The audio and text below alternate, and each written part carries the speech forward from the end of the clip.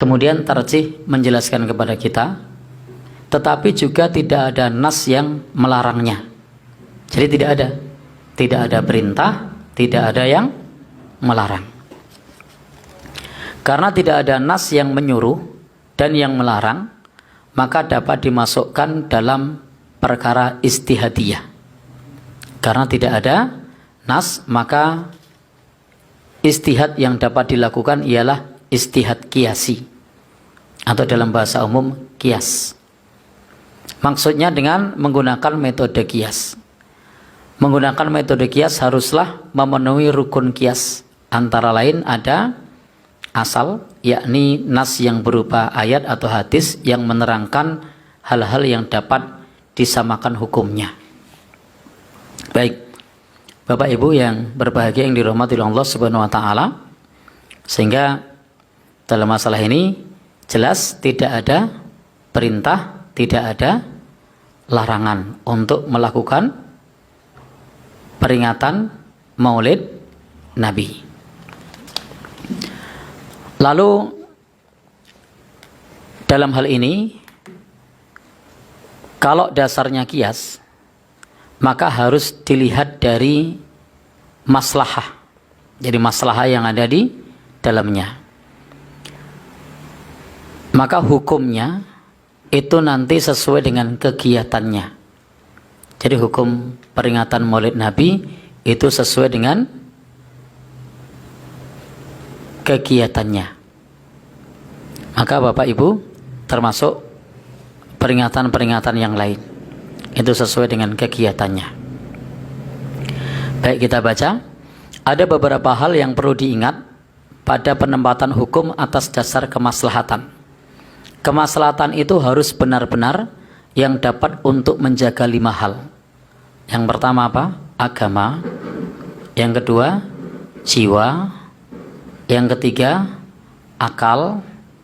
Yang keempat, kehormatan. Yang kelima, keturunan.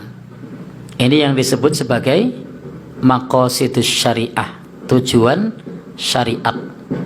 Sehingga ketika mengadakan acara-acara ini, maka harus sesuai dengan tujuan-tujuan syariat. Yang pertama untuk hifdzuddin, menjaga agama. Yang kedua untuk hifdzun nafs, menjaga jiwa. Hifdzul aql, menjaga akal. Kemudian juga untuk menjaga kehormatan. Dan yang terakhir untuk menjaga keturunan. Baik, Bapak Ibu, sehubungan dengan masalah peringatan Maulid Nabi dapat diterangkan yang pertama, pada suatu masa di mana masyarakat kurang lagi perhatiannya pada ajaran Nabi dan tuntunan-tuntunannya, maka mengadakan peringatan Maulid Nabi dengan cara menyampaikan informasi yang perlu mendapat perhatian dalam rangka mencontoh perbuatan Nabi. Hal demikian dapat dilakukan. Jadi yang pertama apa tadi? Menjelaskan kepada umat mengenai tuntunan-tuntunan Nabi. Jadi ketika mengadakan peringatan Maulid Nabi itu adalah kajian tentang sunnah-sunnah Nabi, tuntunan Nabi, biografi Nabi. Sehingga yang ada adalah kajian ilmu. Yang ada adalah kajian ilmu.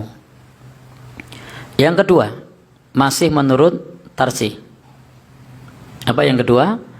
Mengadakan peringatan Maulid Nabi itu harus jauh dari hal-hal yang bertentangan dengan ajaran agama sendiri, seperti menjurus kepada kemusyrikan. Sehingga tidak boleh mengadakan peringatan Nabi menjurus kepada kemusyrikan. Kemudian yang kedua, masih menurut fatwa-fatwa tarjih yang ada di buku Tanya Jawab Agama jilid 4, bahwa tidak boleh menjurus kepada maksiat dan kemungkaran.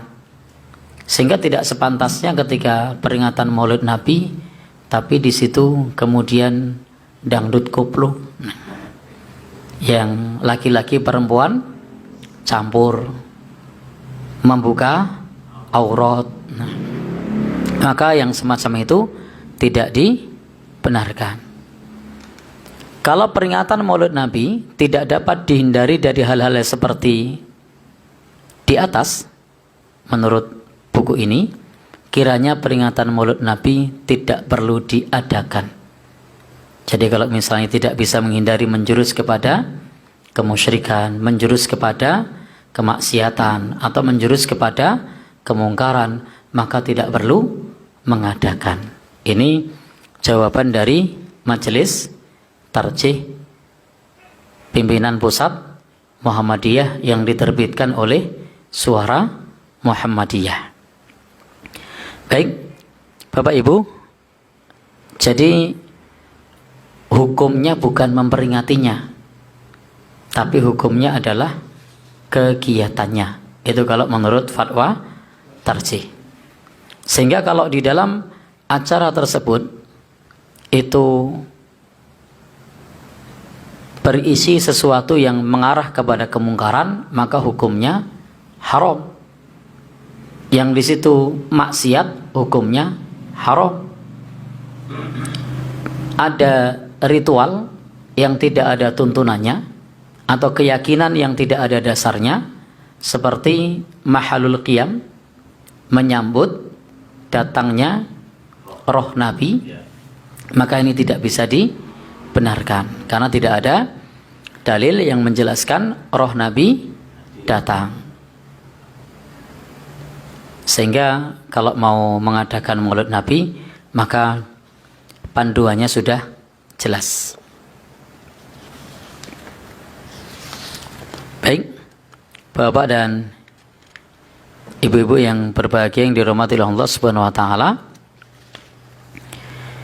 Jadi kesimpulannya, kalau isinya adalah kajian ilmu, mengajak kepada kebaikan, silahkan. Kalau isinya seperti pelayanan kesehatan, monggo. Bakti sosial khitanan, boleh. Karena ini semua adalah soal tradisi. Tetapi kalau isinya adalah ritual menyambut roh Nabi hadir, maka ini perkara yang tidak ada tuntunannya, tidak ada contohnya. Ini bid'ah. Maka hukumnya apa? Haram.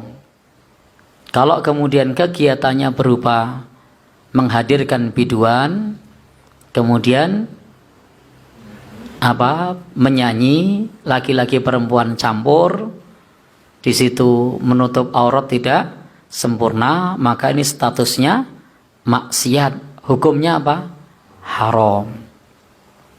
Kalau di situ berlebih-lebihan kepada Nabi, memuji Nabi secara berlebih-lebihan, itu namanya ghulu, dan ghulu itu dilarang oleh Nabi.